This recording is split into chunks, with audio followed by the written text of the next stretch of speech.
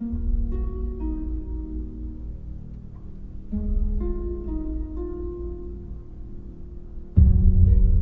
took everything from me.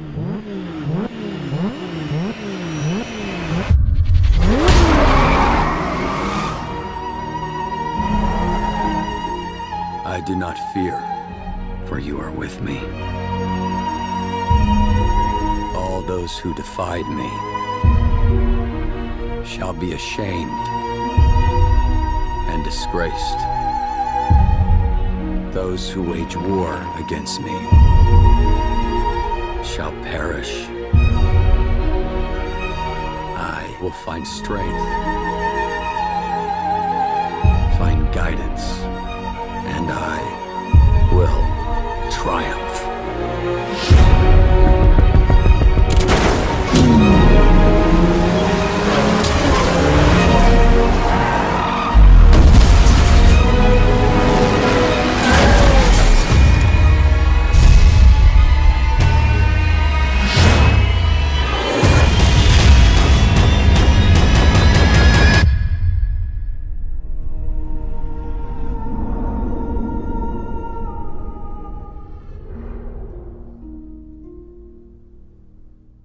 Okay, once again, it's time to see if a television actor can make that delicate and difficult leap to film. Of course, we're talking about Aaron Paul here, who's starring in his first big movie post Breaking Bad.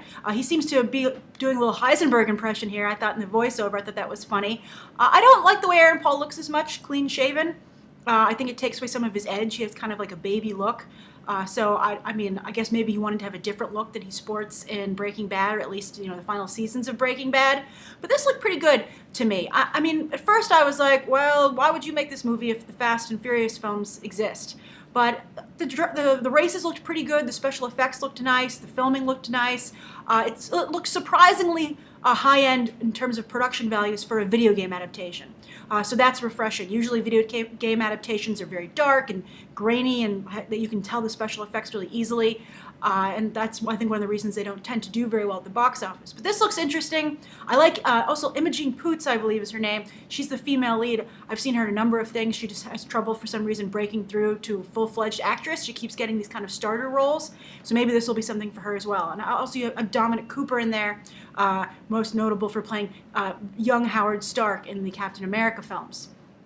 But you don't get a lot from this trailer. It doesn't really show you a lot, but it didn't turn me off from the film. And even though it does seem derivative of Fast and Furious, it piqued my interest, and it looked like it would have maybe some good action sequences in it. And I would be interested to see what Aaron Paul can do post Breaking Bad.